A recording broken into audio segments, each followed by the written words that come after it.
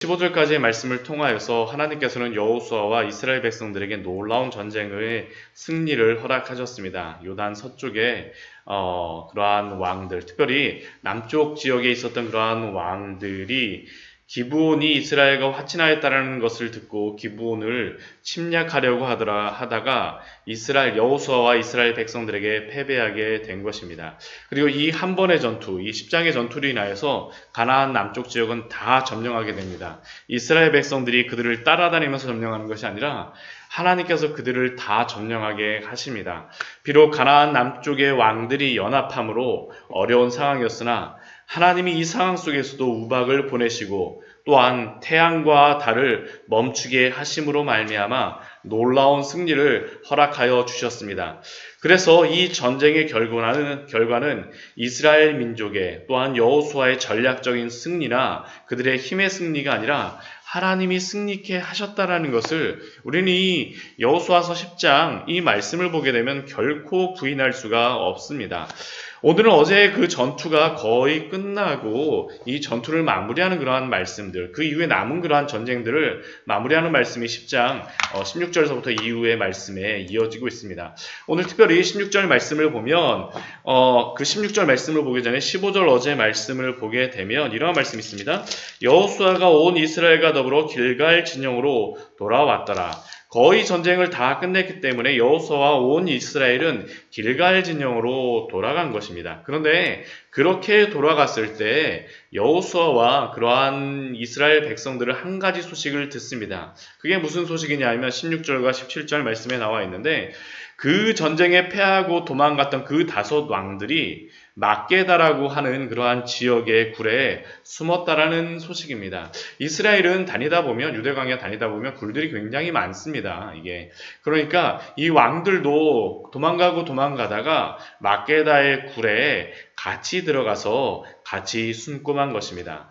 이 다섯 왕들은 막게다의 굴을 피난처로 삼았지만 그러나 그곳은 그들의 피난처가 아니라 그들의 감옥이 되고 말았습니다. 왜냐하면 17절 말씀 보면 여호수아가 이스라엘 그 소식을 전하였던 사람들에게 명령하기를 뭐라고 했냐면 막게다의 굴에 그 다섯 왕들의 숨은 것을 발견한 것을 보고 그 굴 어귀에 큰 돌을 굴려서 다 막아버리고 사람을 그 곁에 두어 그들을 지키게 하라고 하였기 때문입니다. 그들에게는 그 굴이 피난처가 아니라 감옥이 되어진 것입니다. 이 말씀을 볼 때 이 세상에서 예수 그리스도 없이 사는 사람들도 동일하다라는 그러한 생각을 듭니다. 예수님을 믿지 않는 사람들, 그 구원의 은혜를 모르는 사람들은 이 세상의 것들을 피난처로 삼지 않습니까? 때로는 이 다섯 왕들과 같이 우리의 육신의 좋은 것들을 찾아서 우리의 육신의 그러한 것들을 찾아서 우리의 건강과 우리의 젊음 또한 우리의 아름다움을 우리의 잃어버리지 않고 그것을 피난처로 삼기 위해서 얼마나 애씁니까? 그것을 피난처로 삼기로 하죠. 우리의 육신을. 때로는 우리의 눈에 보이는 이 세상의 것들, 어떤 사람들은 돈을 벌기 위해서, 또한 좋은 집을 위해서, 또한 투자라는 명목으로 보석과 그림과 이 세상의 여러 가지 보물들을 그들의 피난처로 삼기도 합니다.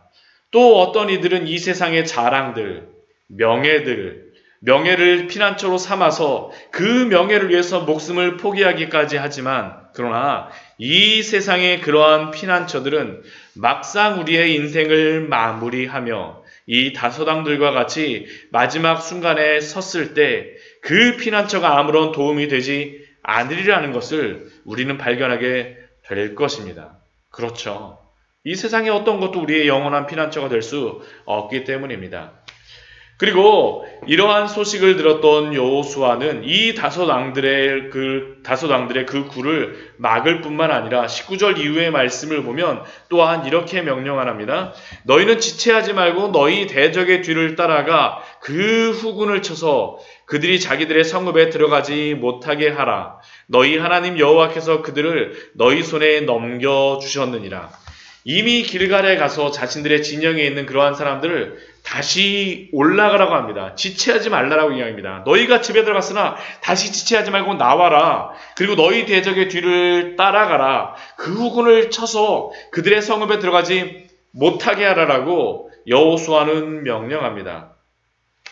이것은 가나안 사람들이 더 이상 이스라엘 백성들을 죄에 빠지지 못하도록 하기 위하여서 이렇게 명령한 것입니다. 왜 하나님께서 가나안 사람들을 진멸케 하십니까? 그 가나안 사람들의 그러한 종교와 또한 그들의 삶을 따라가다 보면 그들이 하나님으로부터 떠나게 되기 때문이죠. 죄에 빠지기 때문입니다. 그래서 그들로 하여금 진멸하도록 명령하였습니다. 또한 이것은 우리에게 우리의 신앙의 삶에서 죄에 대하여서 이렇게 철저하게 싸워야 됨을 또한 우리는 알 수 있습니다. 죄라는 것이 무엇입니까? 죄라는 것이 특성이 무엇입니까? 우리가 조금만이라도 틈을 보이게 되면 언제든지 그 틈을 비집고 들어와서 다시 우리를 점령하려고 하지 않습니까? 이게 죄의 특성이죠. 그래서 사도 바울은 구원받은 성도들, 그 구원의 은혜를 받았다라고 하는 성도들에게 이렇게 말합니다. 우리 에베소서 4장 말씀을 보면 이렇게 말씀합니다. 우리 에베소 4장 말씀 우리 한번 같이 한번 보도록 보면 뭐라고 되어 있냐면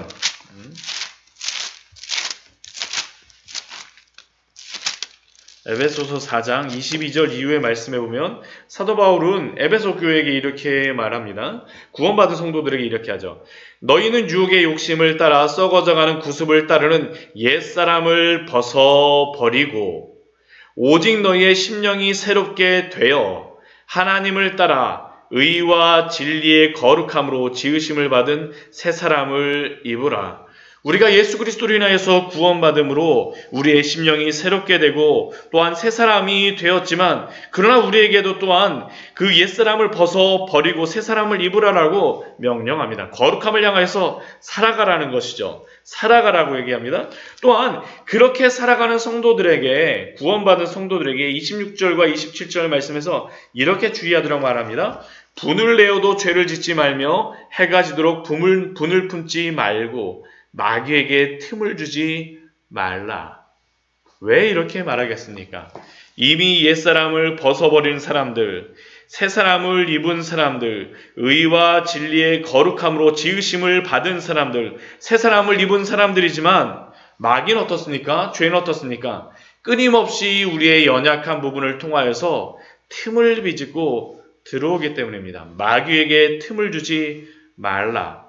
그래서 오늘 여호수아가 다시 길갈로 돌아갔던 그 진영으로 돌아갔던 사람들에게 명령하는 것입니다. 그들이 성으로 들어가지 못하게 하라. 그래서 여호수아와 이스라엘 자손들은 그 가나안 사람들을 크게 살육하고 거의 멸하게 됩니다. 20절 말씀. 그럼에도 불구하고 어떻습니까? 그 남은 몇 사람들은 견고한 성들로 들어갔다라고 기록하고 있습니다. 결국 우리가 죄와 싸울 때에는 틈을 주지 않는 것이 너무나 중요하다는 것이죠. 우리가 그 틈을 주고 그 틈으로 언제든지 다시 살아나지 않습니까?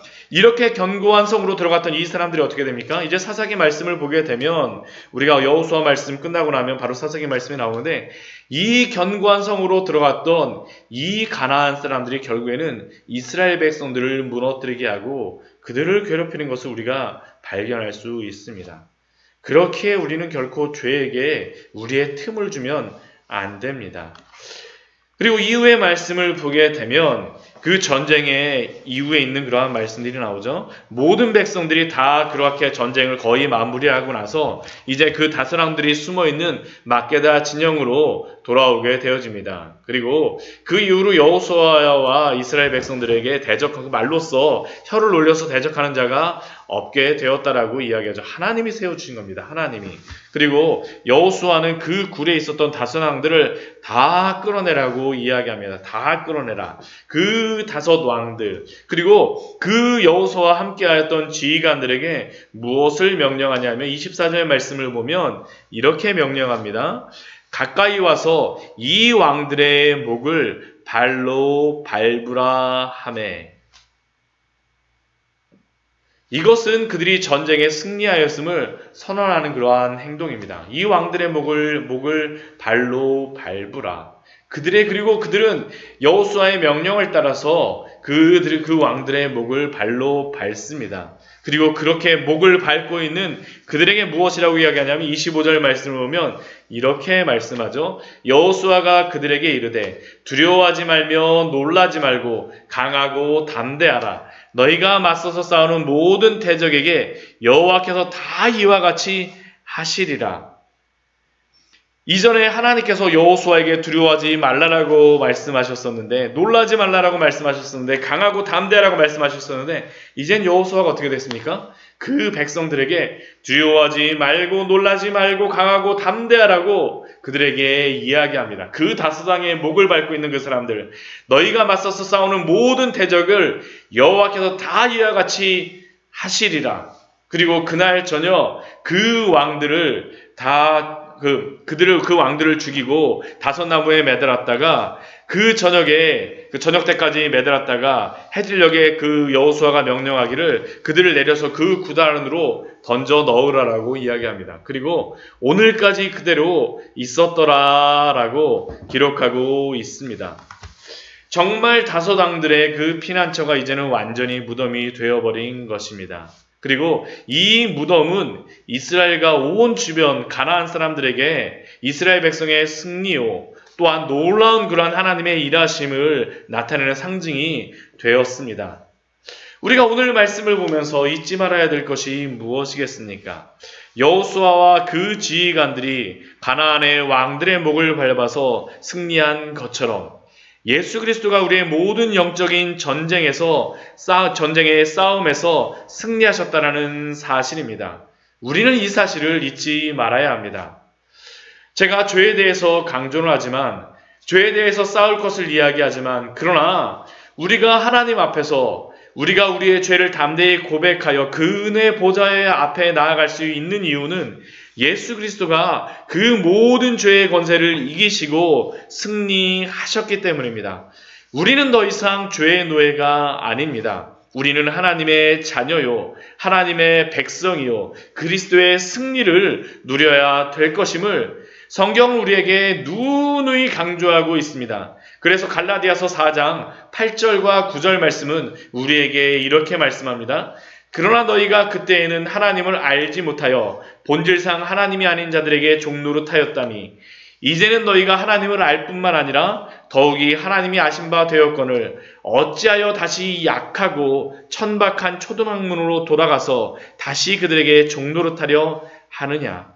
우리가 더 이상 그것들에게 돌아가서 종노릇하면 안 된다라는 겁니다. 우리는 더 이상 죄의 종노릇을 하면 안 됩니다. 우리는 더 이상 죄의 종이 아닙니다.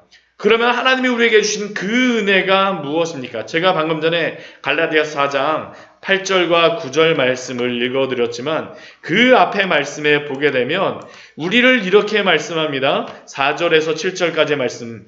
때가 참에 하나님이 그 아들을 보내사 여자에게 나게 하시고 율법에 나게 하신 것은 율법 아래 있는 자들을 속량하시고 우리로 아들의 명분을 얻게 하려 하심이라.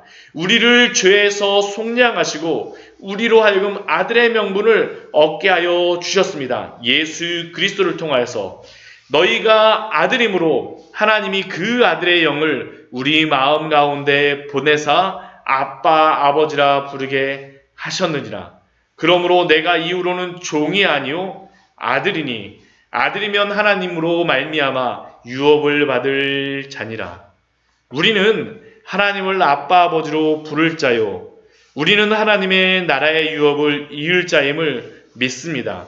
왜냐하면 예수 그리스도가 이 모든 싸움에서 승리하시고 모든 원수의 목을 밟으셨기 때문입니다.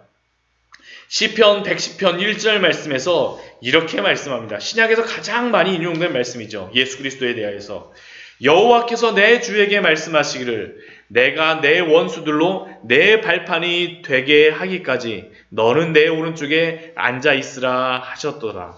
내 원수들로 내 발판이 되게 하게 하기까지 예수 그리스도가 그 모든 원수를 이기시고 그들의 목을 꺾으시고 발판을 삼으셨다라는 말씀입니다. 창세기 3장 15절에 약속이 무엇입니까?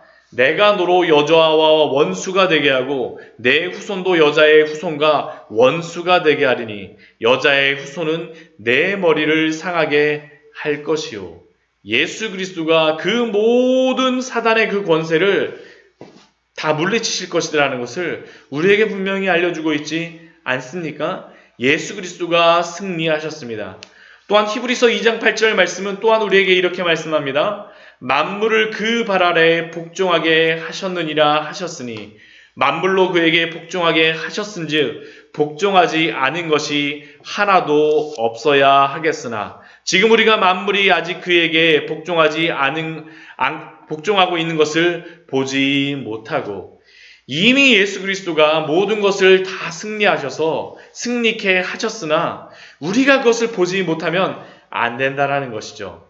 예수 그리스도가 승리하심으로 그 모든 만물을 그 발 아래 복종하게 하셨습니다. 통치자들과 권세들을 무력화하여 드러내어 구경거리로 삼으시고 십자가로 그들을 이기셨느니라. 예수 그리스도가 승리하셨습니다. 오늘 여호수아가 약속하여 주신 그 땅을 얻기 위하여 분투한 것처럼 그리고 하나님께서 승리하게 하셨던 것처럼 우리는 이미 예수 그리스도가 승리하신 그 삶을 우리의 삶에서 누리시며 오늘도 믿음의 경주를 하는 우리의 귀한 삶, 우리 귀한 성도님들 되시기를 축원합니다. 같이 기도하도록 하겠습니다.